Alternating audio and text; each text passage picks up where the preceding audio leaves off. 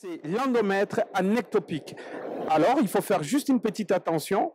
Quand j'ai dit à l'extérieur de l'utérus, parce qu'on peut avoir aussi de l'endomètre dans le myomètre, c'est-à-dire dans le muscle de l'utérus. Là, on parle plutôt d'adénomyose. Donc, c'est différent. Ici, on parle de l'endométriose. Donc, à l'extérieur de l'utérus, là où on trouve les tissus de l'endomètre. Voilà, en quelque sorte, physiologie et anatomie. Tu as bien résumé. Moi, souvent, je dis que l'adénomiose, c'est la petite cousine de l'endométriose, parce que les patientes qui ont mal, en fait, finalement, que ça soit de l'adénomiose ou de l'endométriose, elles s'en fichent un peu. Ce qu'elles veulent, c'est essayer de plus avoir mal, parce qu'effectivement, qui dit endométriose dit possiblement et potentiellement douleur. Il ne faudra pas généraliser parce que chaque femme a son endométriose et certaines n'ont pas mal. Nous n'allons pas leur mettre et provoquer la douleur chez elles alors que pour l'instant, à l'heure actuelle, elles n'ont pas mal, elles n'ont peut-être pas le diagnostic. Est-ce qu'on pourrait parler peut-être des différentes formes d'endométriose ? Alors à un moment donné, on parlait de stade d'endométriose en disant j'ai un stade 1, un stade 2, un stade 3, un stade 4. Et donc c'était en fonction des imageries qu'on pouvait avoir. On pensait que si c'est un stade 4, c'était grave et qu'elles allaient avoir très mal et que ça allait évoluer. Aujourd'hui, on n'est plus du tout sur ces croyances-là. Ils se sont rendus compte qu'il n'y avait absolument pas de lien entre les lésions qu'on retrouvait à l'imagerie et les douleurs des patientes. Vous pouvez avoir des patientes avec des très très grosses lésions, mais peu de douleurs, voire asymptomatiques, et des patientes qui auraient très peu de lésions et beaucoup de douleurs. Donc ça, c'est important dans la prise en compte. Et maintenant, plutôt que de parler de stade, on parle d'endométriose. Donc vous allez avoir l'endométriose superficielle qui va se contenter d'aller dans le péritoine. Vous allez avoir l'endométriose, les endométriomes ovariens qui, eux, vont être vraiment ciblés à cet endroit-là.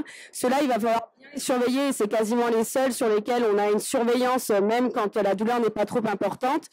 Et vous allez avoir l'endométriose profonde qui, elle, va créer des lésions extra-péritonéales. Donc aujourd'hui, on parle plutôt de ça, mais ce qui est surtout important, c'est vrai que le diagnostic de quelqu'un qui est en errance, parce que c'est vrai qu'elles peuvent avoir 5, 6, 7 ans d'errance de diagnostic, alors avec les années, ça va être de moins en moins.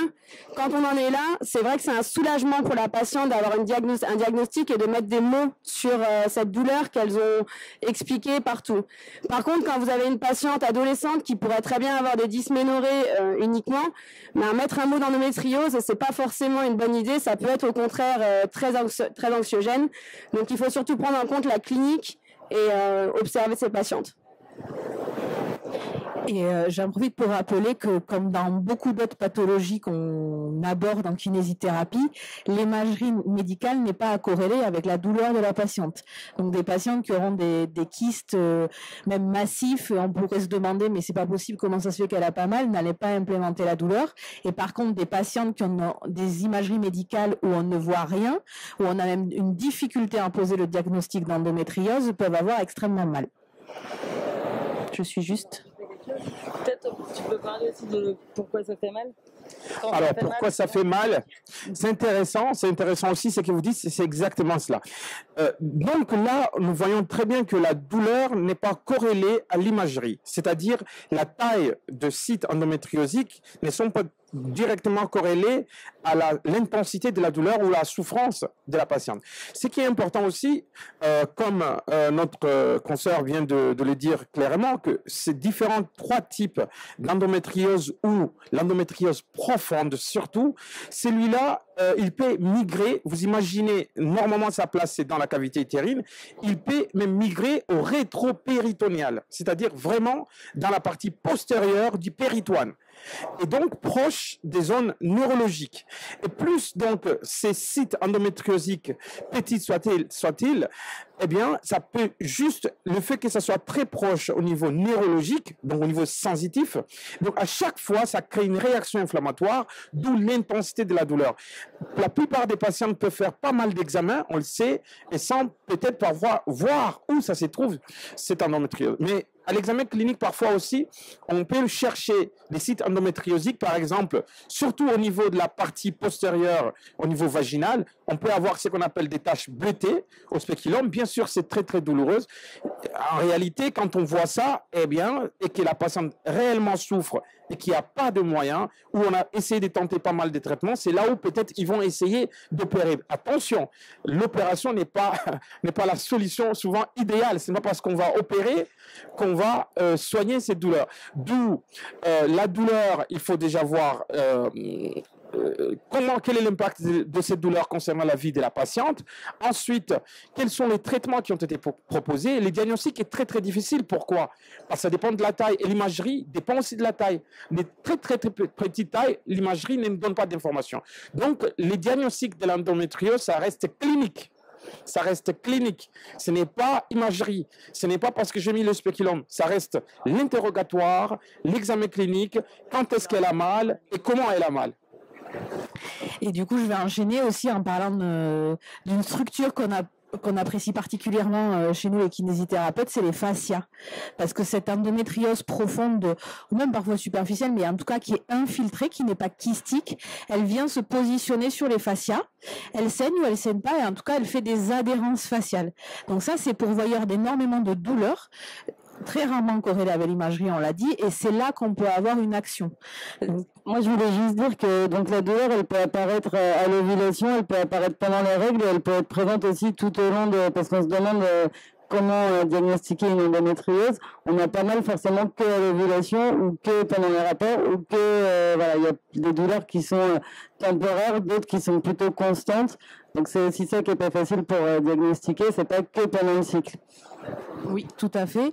Du coup, la médecine actuellement propose soit l'opération, mais qui n'est pas forcément la panacée. Derrière, il y a des adhérences faciales qui créent encore plus de douleur.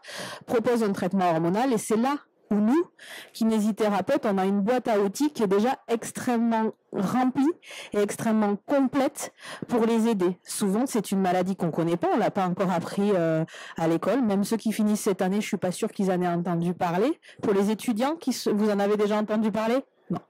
Donc ça devrait arriver dans le cursus bientôt. Là, on ne sait pas encore.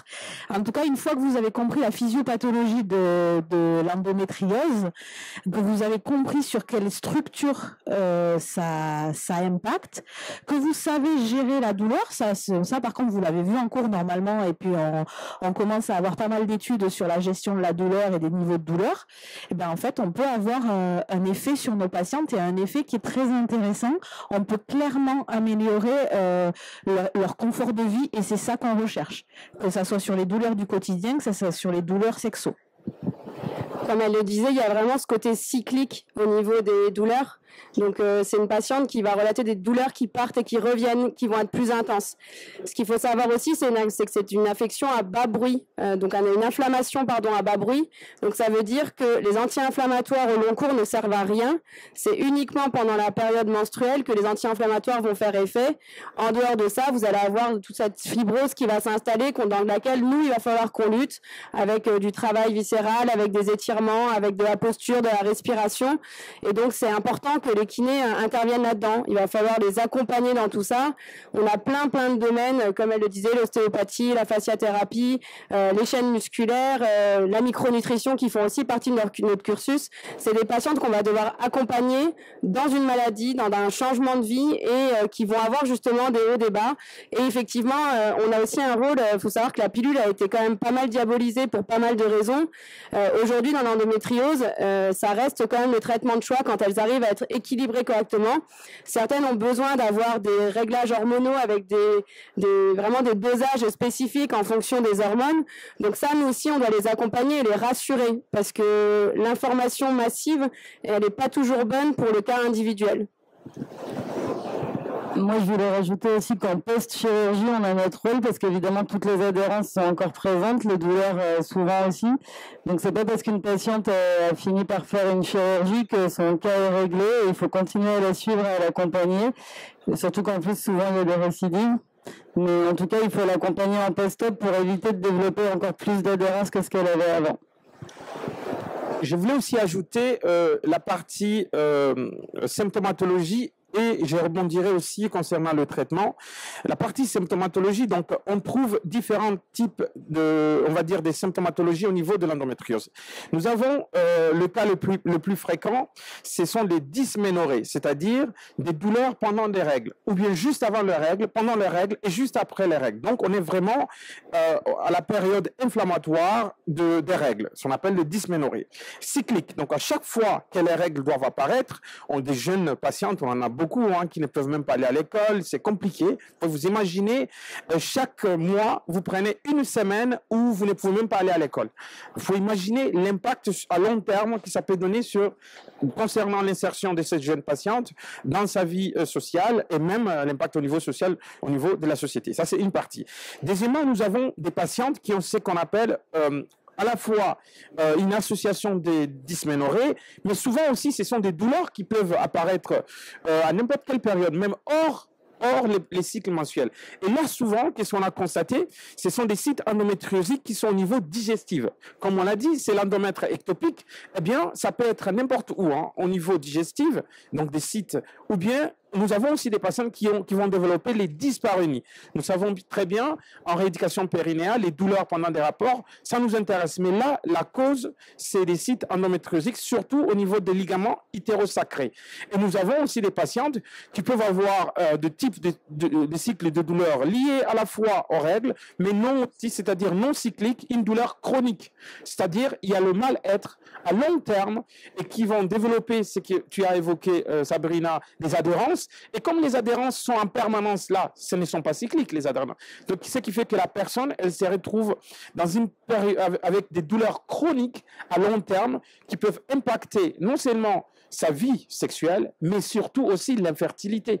On n'évoque pas souvent les personnes qui ont des endométrioses sévères, c'est-à-dire des sites qui vont créer des adhérences, qui vont créer ce qu'on appelle une perturbation, que ce soit au niveau de la perméabilité des trompes. Eh bien, la personne, elle arrive à avoir l'infertilité. Concernant le traitement, eh bien, je suis tout à fait d'accord.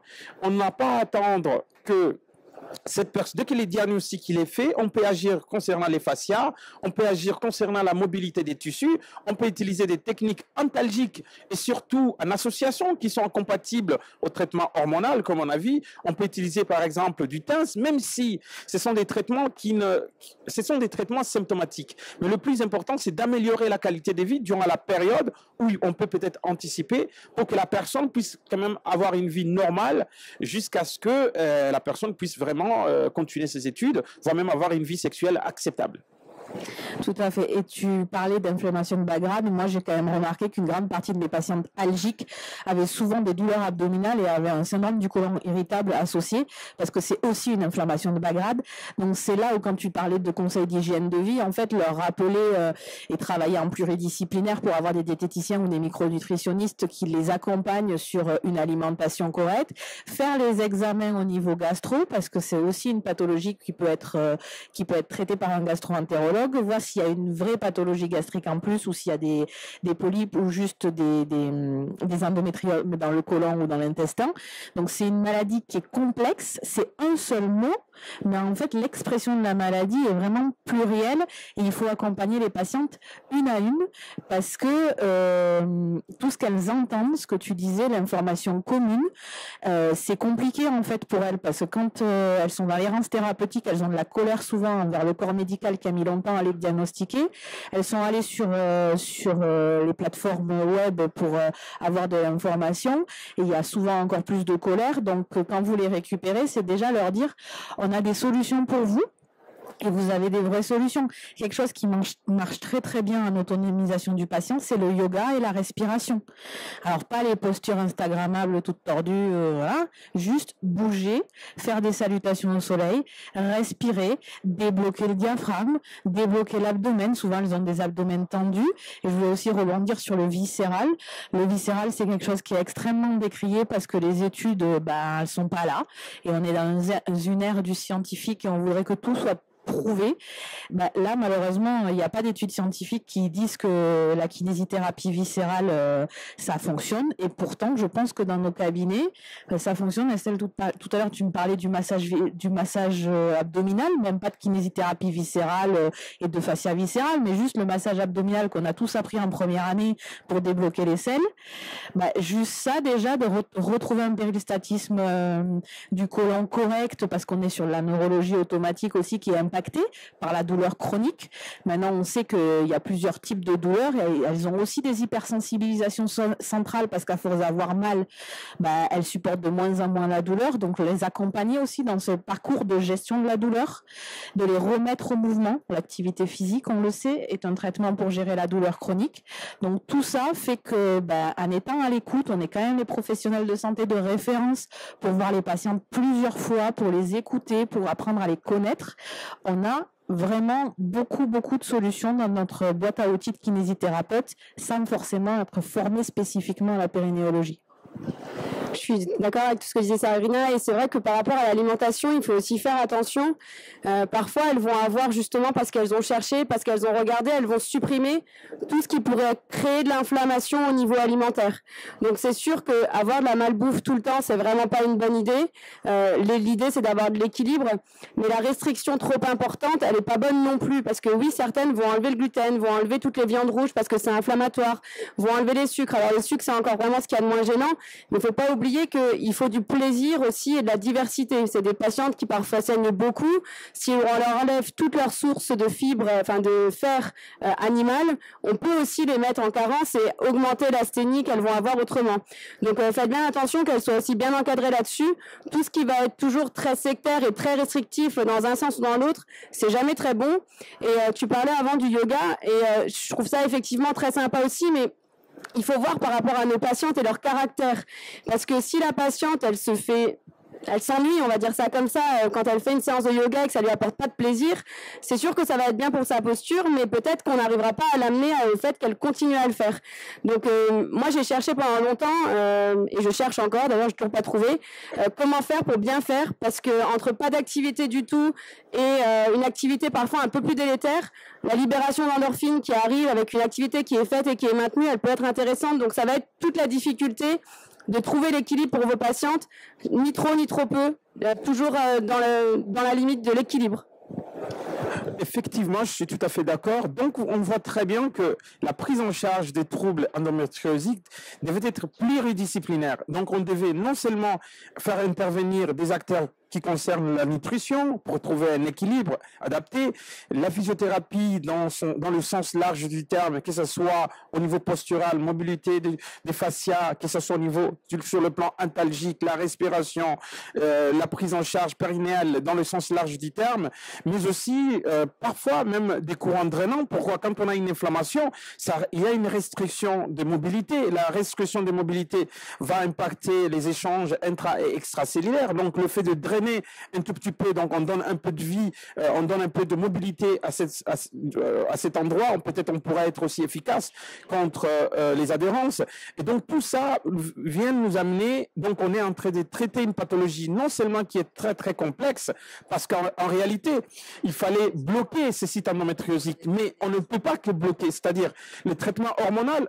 Imaginez une jeune patiente de 18 ans où on met que 2 hormones, on bloque carrément son cycle. À long terme, ça peut même impacter sa croissance, son bien-être, parce que les autres endroits du corps ont besoin de ces hormones. Donc d'une part, il faut trouver un équilibre tout en améliorant, donc ça nécessite un long suivi souvent, et souvent on dit souvent en médecine, en gynéco, on a l'habitude de dire le traitement de l'endométriose, c'est la grossesse. Je ne sais pas si vous avez entendu parler de ça.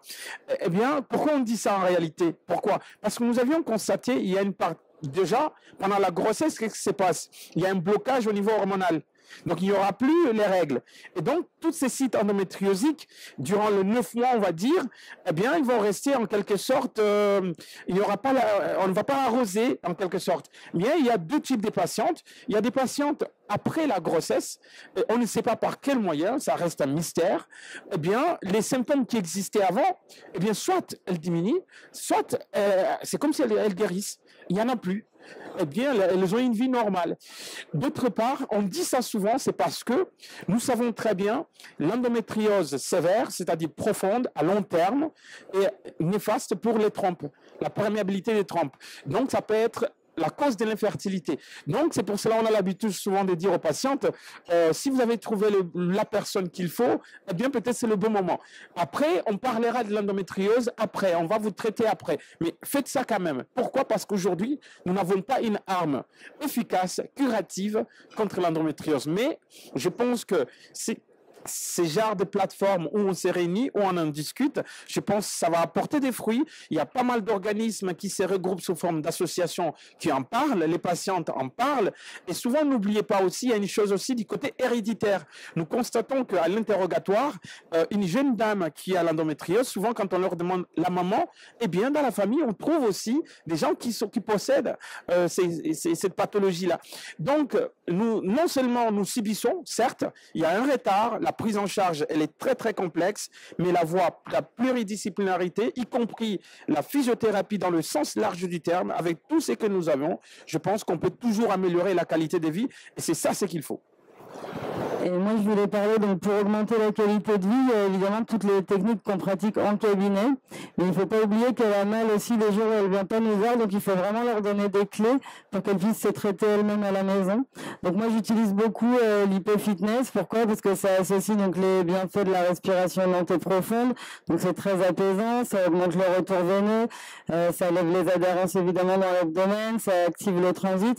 Donc, il faut leur donner en fonction de votre sensibilité, des exercices que vous aimez, ou leur apprendre à se faire elle-même un massage abdominal, leur apprendre elle-même à relâcher le diaphragme. Voilà, toute la zone qui est tendue, il faut que vous trouviez avec vos préférences, votre sensibilité, mais en tout cas, apprenez-leur des choses qu'elles peuvent faire à la maison au quotidien et qu'elles n'aient pas à attendre de venir vous voir pour avoir un soulagement.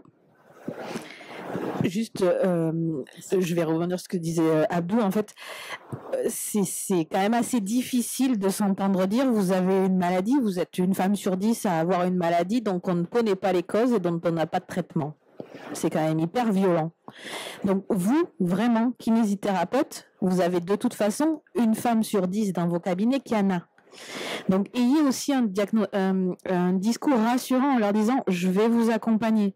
C'est pas la fin de la vie, loin de là. On peut avoir de la vie normale, on peut récupérer un confort de vie extrêmement agréable.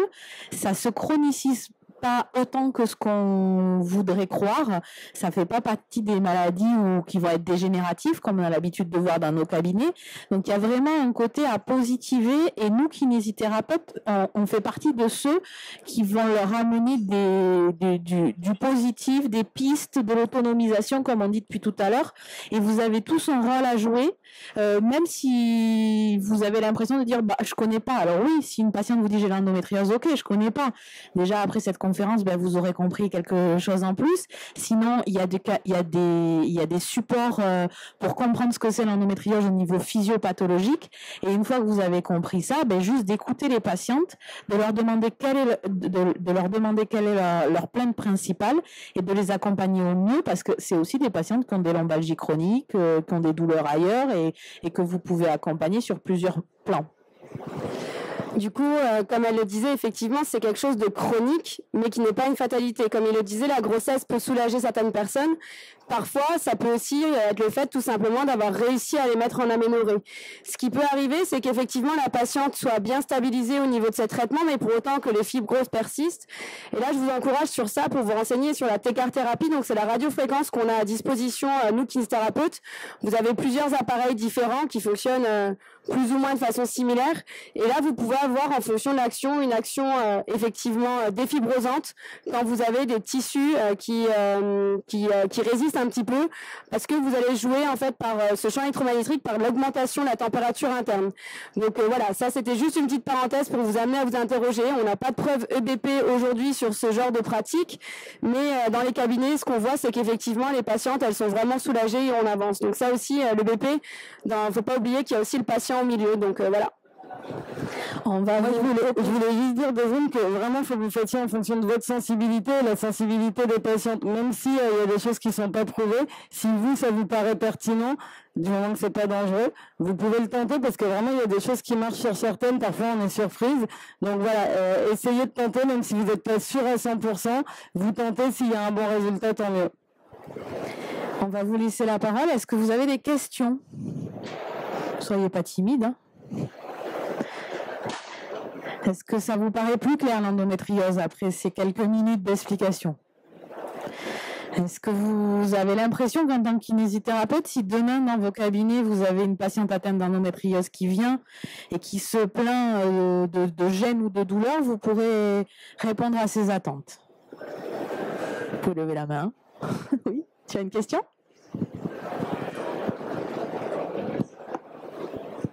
Merci. Moi, je voudrais savoir, est-ce qu'en tant que kiné libéral qui travaille pas sur le, pardon, en tant que kiné libéral qui travaille pas forcément sur la sphère périnée, pelvienne, est-ce qu'on ne devrait pas systématiquement poser la question aux patientes, on va dire lombalgiques, par exemple, qui viennent nous voir, est-ce que vous avez des problèmes, enfin des douleurs augmentées pendant les règles, ce genre de choses Même le pas lombalgique, hein, tu peux l'intégrer dans ton anamnèse de base dès que c'est quelqu'un qui a un utérus.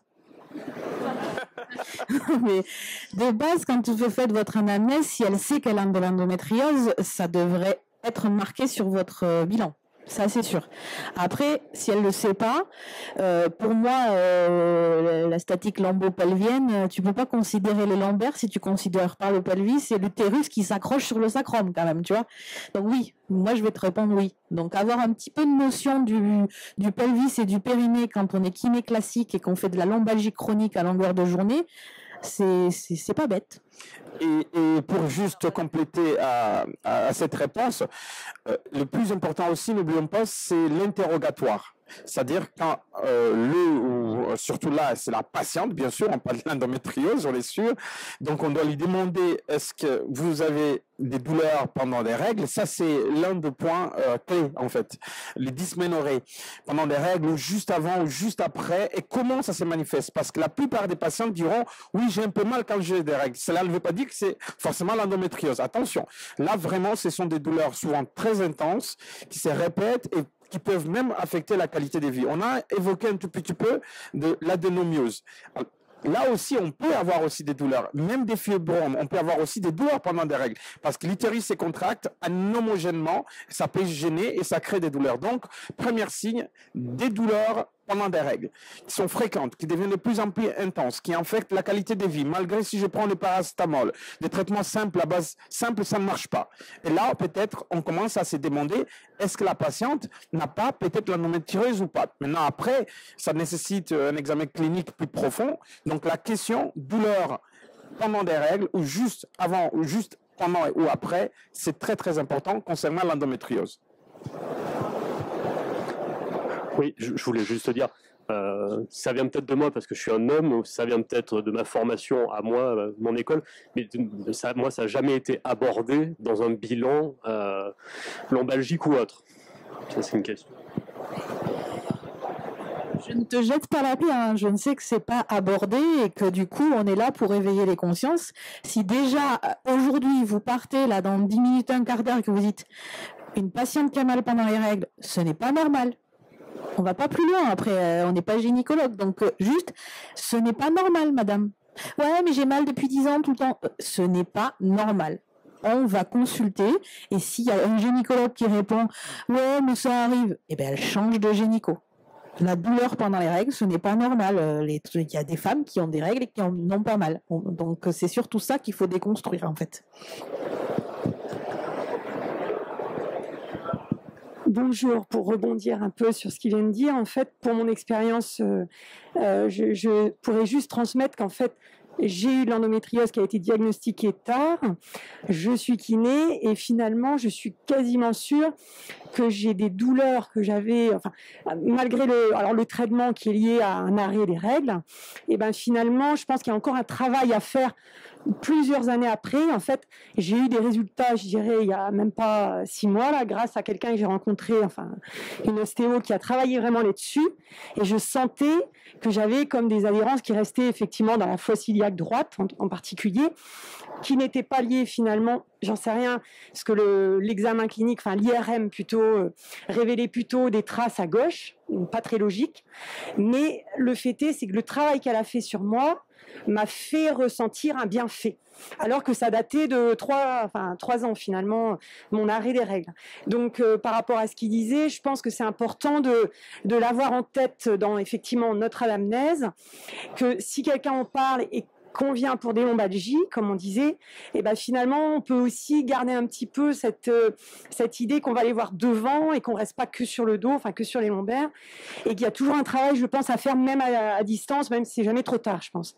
Ça peut améliorer plus tard, en fait. En fait, c'est pas parce que vous n'avez pas la réponse qu'il n'y a pas de réponse. Donc, vous avez le droit de pas savoir. La majorité d'entre vous, vous êtes étudiants, et puis moi, même après 15 ans de boulot, des fois, j'ai pas la réponse. Et en fait, je dis juste à ma patiente, je comprends pas bien, on va essayer. On fait un truc, on essaye. Si ça vous fait du bien, vous me le dites. Si ça vous fait plus mal, vous me le dites aussi, et puis on adapte. De faire les annuaires de patients, il y a les clés de Vénus qui sont très connues dans les douleurs pelviennes, il y a les écoles de formation, Pudendal Site, qui est un site qui travaille autour de la pudendalgie pure, et on a notre association de référence, notre association notre association scientifique, la FREP, qui est en train de moduler ses statuts et qui est en train de faire un annuaire. Mais si tu veux, il y a l'humain derrière, parce que c'est associatif et que c'est pas payé, il y a l'énergie. Il y a le fait que nous, en fait, en périnéo, on est toutes débordées et on a toutes énormément de demandes. Donc, si tu veux, quand on nous demande de payer, parce qu'on est obligé de payer pour être sur des annuaires, parce qu'on peut pas le faire gratuitement, du coup, lequel on va choisir?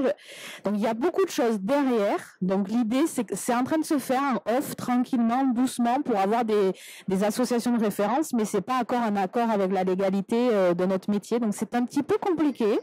Mais on y croit, et ce qui marche le mieux, c'est ce qu'a dit Cathy tout à l'heure, c'est quand même localement, de se faire des réseaux, de travailler de l'humain à l'humain avec des gens avec qui on s'entend bien, de pas hésiter d'aller au bloc. Quand vous allez voir des opérations de neurochirurgie ou de prothèse de genou, allez voir une opération d'endométriose, ce que c'est.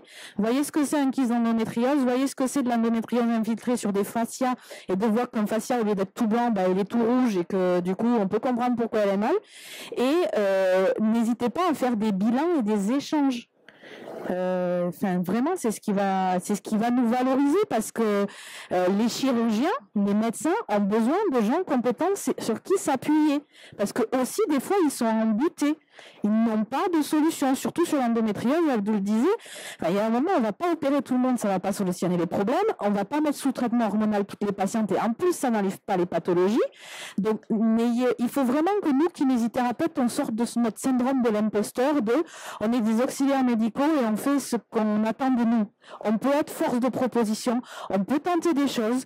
Vous sortez beaucoup de l'école où on vous a martelé le BP et la science, et malheureusement dans la vraie vie, tout n'est pas prouvé, et les choses qui marchent des fois ne sont pas prouvées. Mais vous pouvez, moi, comme une fois je mets dans des courriers, j'ai essayé ça a amélioré la patiente. Tant mieux. Et créer un relationnel avec une équipe en local. D'accord, merci. D'autres questions? S'il n'y a pas d'autres questions, moi je pourrais juste rebondir sur ce que tu viens de dire, parce que c'est exactement moi ce que je fais aussi. Moi je travaille en pluridisciplinaire avec pas mal de kinés qui travaillent dans le réseau, et je ne vais pas citer, je ne vais pas faire de la publicité, mais le CHI de Nîmes, il faut le dire, c'est la vérité, parce qu'ils ont une équipe aussi de gynécologie pluridisciplinaire avec des personnes qui s'occupent de la douleur. Il y a des kinés, des ostéos qui font partie, qui participent au staff, et en visio, donc avec différents sites, y compris l'hôpital où je travaille. Donc ça existe en France, de travailler en équipe. Donc moi, je reçois beaucoup de courriers venant de rééducateurs, de kinés au niveau périnéal, qui me demandent par exemple de voir une patiente, de leur donner par exemple mon avis du côté des diagnostics et qu'est-ce qu'on peut proposer. J'envoie pas mal de patientes pour aller faire un traitement antalgique concernant que ce soit de l'endométriose ou bien des douleurs chroniques, parce qu'on est vraiment au vif du sujet. J'utilise moi-même des techniques de stimulation du TENS conventionnel Get Control avec la sonde Doigtier, par exemple, que j'applique au niveau périnéal profonde chez des patientes que moi j'ai diagnostiquées et qui n'ont pas peut-être trouvé des personnes qui peuvent faire ce traitement. Donc moi aussi, j'ai essayé, mais je ne peux pas tout faire. On ne peut pas faire tout. Donc, il faut travailler en équipe, surtout échanger.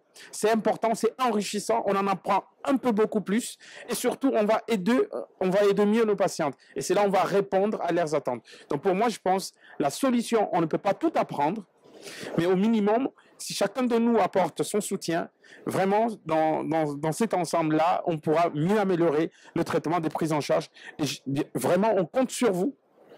Parce que nous savons très bien que la chirurgie, et là, il y a une chose qu'on n'a pas dit, quand on opère quelqu'un, retenez cette phrase, n'importe quelle chirurgie, mini-invasive soit-elle, okay, quand on vous a opéré une fois, au niveau interne, ça ne sera jamais la même chose. Une fois vous avez une petite chirurgie, à l'intérieur, ça ne sera plus jamais comme avant. Il y aura des adhérences, donc n'hésitez pas d'appliquer vos techniques qui sont non évasives et surtout qui n'ont pas souvent des effets secondaires. Et donc c'est ça, c'est votre arme redoutable et je pense que c'est par là qu'il faut aller. Merci. Merci.